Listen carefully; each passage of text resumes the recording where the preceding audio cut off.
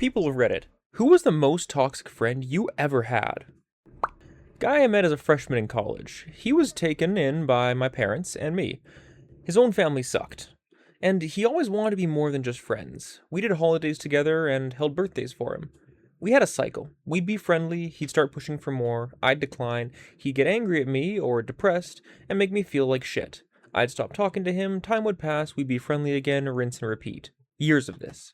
This happened until my second semester junior year when he did get a girlfriend. I was so damn happy when I found out because I thought we could be friends without the drama. He then got embarrassed I found out because he didn't want me to know that he was seeing someone. His GF then cornered me in class one day. I was a student teacher, and she warned me to stay away from her boyfriend. That I'd had my chance, and he was hers now. It was very what the fuck. They broke up. He called me first. I expressed anger at the cornering. He then decided I was violent and rude because I said, dude, she was all in my face and I felt like slapping her. They got back together. I didn't initiate contact again after that. I got engaged and moved across the country shortly after graduating. The only thing I'd heard from in months was a happy birthday message. A few days after the move, I got a phone call from him. He had called my mother to get my cell phone.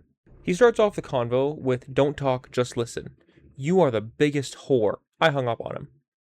He then sends me a super long text, which came in the wrong order, of course, saying that I'm a huge whore.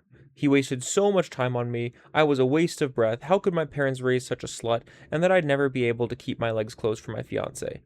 A month later, I text saying, so do I ever get to know what I did that made you so nasty? His reply, don't play coy.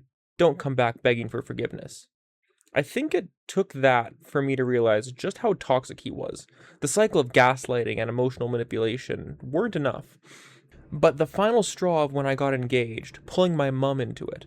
I can't believe I ever let him be a part of my life, and that I tried so hard to not hurt his feelings. My most toxic was two friends who I made because all three of our kids went to preschool together. Really sweet, funny moms, and we all became very close. Over the course of 3 years, we all helped each other, raised our kids together, and they heard the details of the demise of my marriage. When the day came for my husband to move out, they both dropped me. Never called me or texted from that day on to now. I was beyond shocked and heartbroken. It hurt worse than the divorce pain because I at least knew that was coming. I finally heard from a mutual friend that they both decided to just not be my friend anymore because, quote, divorced women are dangerous around married men, their husbands. They thought divorce could be contagious, and that I didn't really fit with them anymore because of that. I had one friend who was manipulative, narcissistic, and just plain evil. She prided herself on being able to control and manipulate people around her, and she'd use those people as a display of her power to anyone who questioned her or went against her. It was like something out of a TV show. Countless betrayals and then fake kindness to lure me back in and repeat. It was insanity, and she was good at it. Good at figuring out people's insecurities and weaknesses, and would use them to her advantage, constantly. It took me years to finally get away from her and her bullshit, and it took me years after to come to terms with all of it and what had happened. Absolutely toxic. I've never met someone before who I genuinely thought was evil until her. I've always believed that there was good in everyone, somewhere deep down, even if it was just a tiny speck. There is nothing good in her. I moved to a new school in 8th grade and quickly fell into this group of friends. I got along with all of them really quickly, but there was this one girl I got a weird vibe from. I tried to brush it off since the other girls got along with her well, so I figured it was just me. Cut to high school. She and I ended up having a couple classes together, and I figured it was an opportunity for us to get closer. We spent a lot of time talking, had some really great conversations, and I started feeling really close to her. Then I found out from another friend that she'd been relaying stories that I'd told her, but added embellishments. I figured she just misunderstood at first, so I gave her the benefit of the doubt. Then, at the beginning of sophomore year, I went to homecoming with this guy who had a crush on me for a while. When he brought me home, he asked if he could kiss me. I told him I thought he was really nice, but I just wasn't interested in him romantically. He was fine with that, gave me a hug, and drove home. This guy happened to be that girl's neighbor. So when he drove in the driveway, she called me and asked how it went.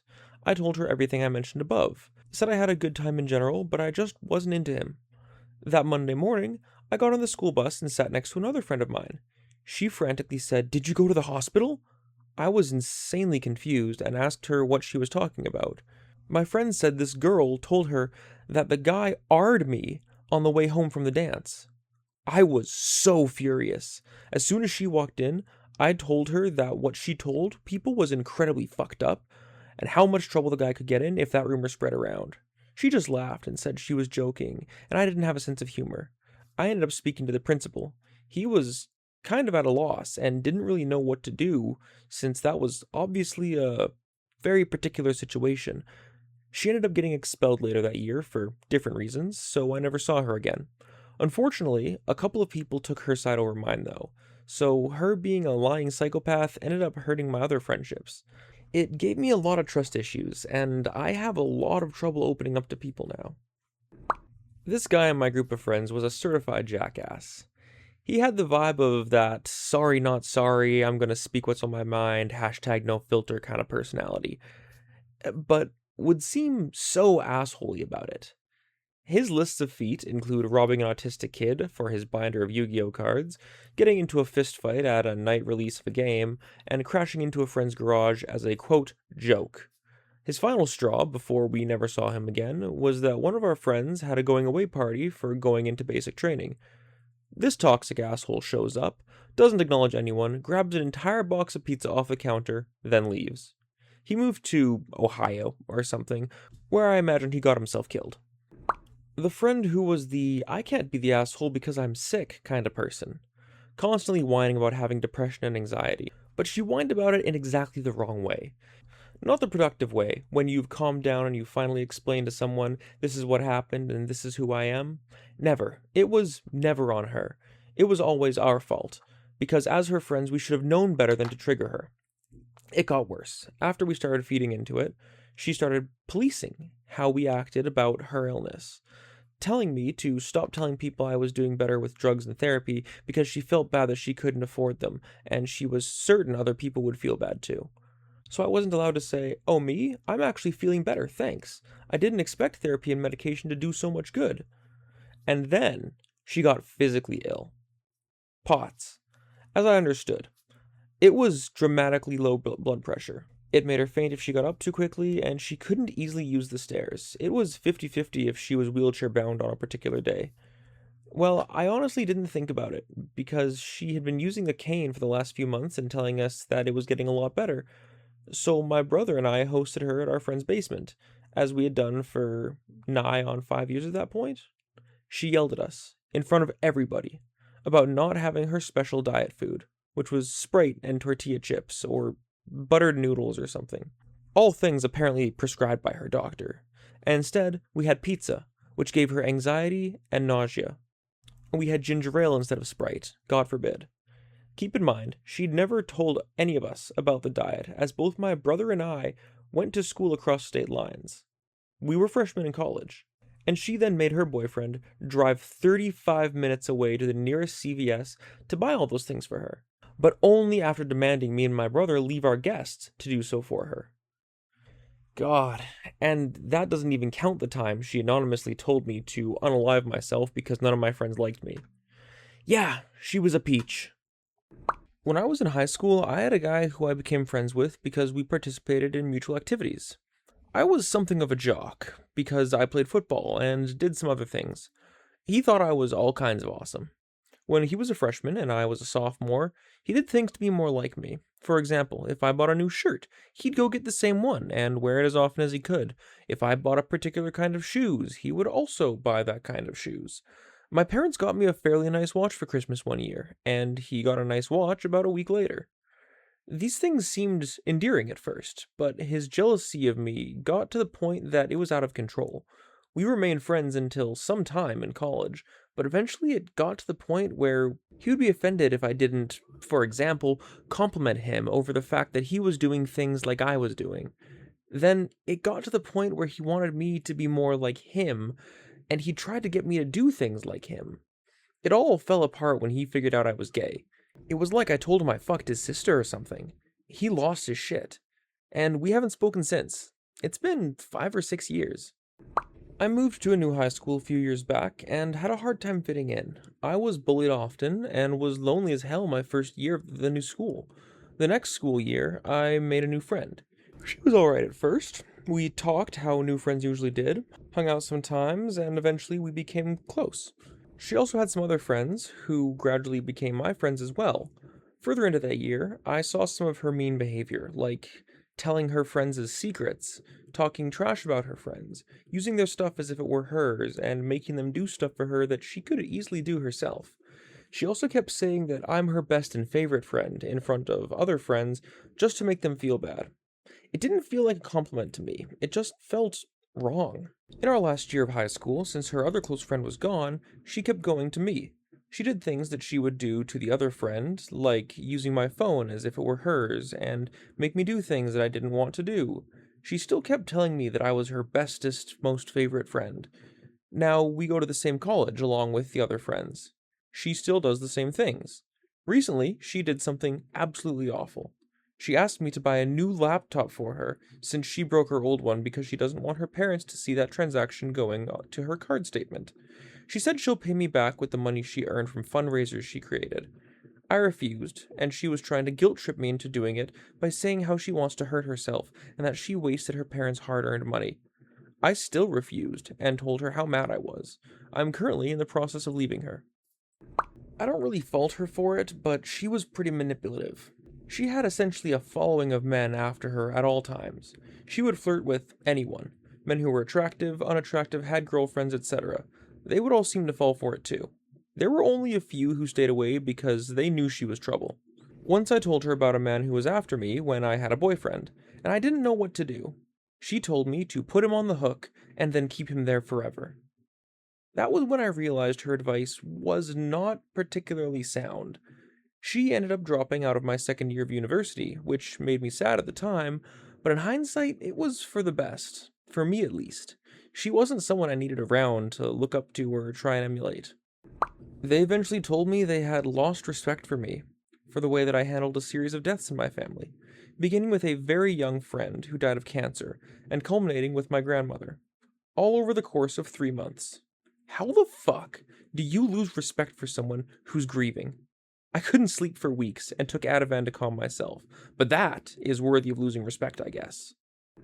When I was about 14, my supposed friend, who I had known since I was 5, told my mother that she was concerned about me. She was concerned, she claimed, because I was an actual lady of the night who snuck out to turn tricks in the evenings. In reality, I was a virgin, and of course, certainly not a lady of the night. My mother responded by treating me as though I were a dirty little monster, and sent me off to live with my dad, who I barely knew. My mother lamented to everyone that I was basically Mari show material, including all of my extended family members and her coworkers. Consequently, they treated me as such. Why did my friend do this? Because the boy we both liked decided that he liked me just a little better than her. Wait, so your mother just went with the story without confirming anything? Did you ever end up clearing up things with your mum? Yes, we did. About 30 years later. I was taking care of her after she had knee surgery, and the pain meds made her emotional. She was crying that she had failed me as a parent, and she just didn't know what to do when I was prostituting myself out. I was confused, as she never actually confronted me or anything directly. She just treated me like I was some dirty little streetwalker. My sister had gone along with the whole thing as well, and backed up my friend's story, even though none of it was true. So we did clear the air, and she was distraught that she had blindly believed a story designed to make me look bad and get me in trouble over a silly thing. My sister still thinks it's funny. Wow, real fucking top-notch family this one's got. Jesus. The worst thing about my toxic friend is that I truly believe that he has a distorted sense of reality. For example, he'd come up to us genuinely hurt that he was doing so much for us and he was such a good friend, and how come we're not there for him when he needs it?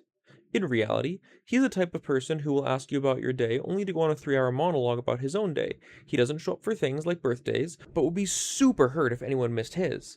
So yeah, he has a complete and total distorted view of life, where everything is everyone else's fault and he's a victim. We tried to help him for over a decade, but now we just gave up and kinda just watch from far away. It helps that I live in another country. I hope he grew as a person. Currently in the process of trying to separate myself from this girl. I've lived with her for 4 years. We've had some good times, but I've always just disliked her more than the rest of my friend group. We're a very tight-knit group of 10 girls, and she's the one that none of us can quite work out how she got there. She's a pathological liar with some crazy attention-seeking issues. Examples of her lies include trying to kid that she had cancer, it was chickenpox, going interrailing around Europe, but when we asked the girl she supposedly traveled with, she had no idea what we were talking about. And her grandmother has died 3 times so far. The other thing is that she cannot handle people showing an interest in her friends and not her. For example, a few months ago, I came home to find her in bed with the guy I was currently seeing. As soon as my friends show interest in someone, for example, talking in a club, she'll be straight over sitting on their laps just to justify to herself that she is the most desirable. It's fucking tragic, to be honest. I remember her pursuing a gay man all night, trying to pull him just to reassure herself that sexuality is no barrier. That was pretty bizarre.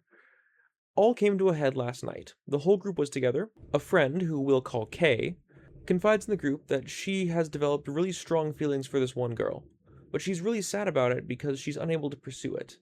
Mad Psycho Bitch Pal has never expressed an interest in girls, but decides to bring someone home that night. Guess who? The girl that Kay had expressed interest in.